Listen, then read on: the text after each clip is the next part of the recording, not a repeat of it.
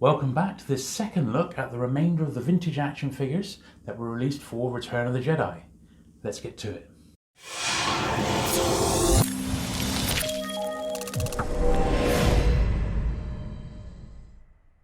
So this begins our look at the second batch of figures for Return of the Jedi.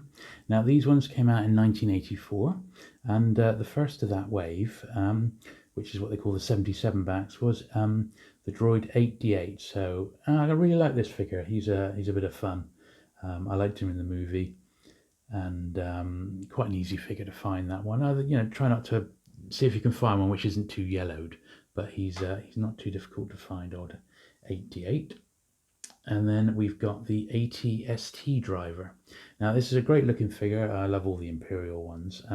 Thing to note with this one, he does have quite a tiny little weapon, which is quite difficult to find, and it does get lost very easy because it is so small. Next we got the B-Wing pilot. So this is one that actually is fairly common to find, even carded. However, this one's sort of faded a little bit on the arm, so I'm going to, I think, either repair or get this one replaced, to be honest. But still, really great figure. Perhaps I prefer the A-Wing pilot, but the B-Wing's just as good. I certainly love the ship. Next, the iconic Emperor, so really good. This is the start of those massive flares, so it would have been quite interesting to see if they'd have done the Emperor with actually like a cloth cape or cloak instead of these like faux ones, because when they walk they do look blooming awful. But this was the start of those, and they do it a few times later on with Anakin Skywalker and a couple other. The Imperial Dignitary, I think, has got these crazy like plastic flares, which I really hate those. But the actual figure itself isn't too bad at all. The next one we've got is Han Solo in his Endor trench coat. So that's quite a nice one. I really like that figure. There's various variations of the coat, the patterning on the cloak and that. But I do like that one. It's a nice version of Han. Perhaps one of the best in actual fact. Next, we got Klaatu, a Klaatu figure again, this time in his skiff guard disguise. Not disguise, skiff guard outfit, I should say. He's not in disguise. And, not a bad figure. He's nice, he's chunky, but perhaps not my favourite. I just don't really like these Jabba monsters, but what can you say? They're part of the movie. The same with this one. So this is Nikto. I've got this one on a little yellow base, which comes from the Palitoy Cantina playset, which I've got a nice boxed one of those, which we'll get round to eventually when I get round to digging out my boxed and carded collection. So that was Nikto. I do like this next one, which is Princess Leia in Endor outfit.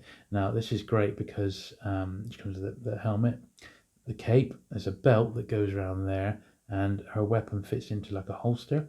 So this is a really, really nice figure, quite a bit to it. And I remember, loving that one as a kid. Once again, looks great on a speeder bike if you wanted to recreate that scene when you were a kid. So that's Princess Leia, and they call it her combat poncho, but I call it Leia Endor. Next one, not my favourite by any means, is Pruneface. Bloomin' awful figure with another gun which looks like it's come from a G.I. Joe playset rather than Star Wars. Not a great figure. I do believe there's versions of this where his cloak has got a popper on, but that's just the version that I've got. The next one's not too bad, I suppose. It's the Rancor Keeper.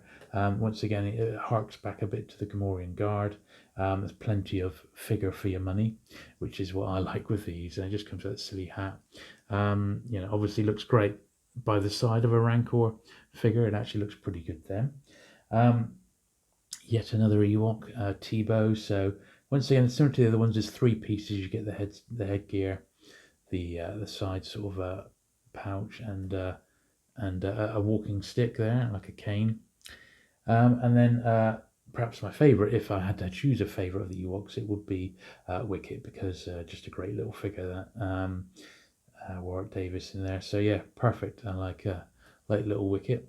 So that's that one. Now I'm making a tiny bit of room here because the next set I class as Return of the Jedi, and they are figures. So it's Max Rebo and size Snootles rather, and the Max Rebo band. So this is size Snootles, a crazy looking figure in actual fact. These were straight out of Jim Henson's Creature Workshop. This was Max Rebo himself. Now, this is his keyboard, and he slips inside. Now, Max Rebo is notorious for fading rather. He fades, and there is a great YouTuber called Toy Ploy, and he did a whole video on getting Max Rebo back to being his proper blue self again. Now, I may or may not do that. I'm not really into, soaking my figures in hydroperoxide or anything like that. However, if it gives it a new bit of life, I might do it, or I might just try and find a new figure. His keyboard's great though, so I've got that. That's a nice mint one. And of course, I have a boxed one of these as well, so which are pristine. One thing for size Jules there is the all-important microphone, which is often missing. And then we've got Drippy McCall. So he's the very last one. He's like the clarinet player. And this one, he's often missing his clarinet. Or you see the clarinet with that tiny little bit at the end chewed off or missing. So look out for that if you're buying one. And also there's his microphone as well. Wow. So that concludes our look at those Return of the Jedi action figures. Hope you enjoyed going through those as much as I did. Next video, in a week or so's time, we'll have a look at the figures for the Power of the Force, the very last vintage Star Wars action figures. So do like this video, please subscribe to the channel for more content like this, and thanks for watching. Bye.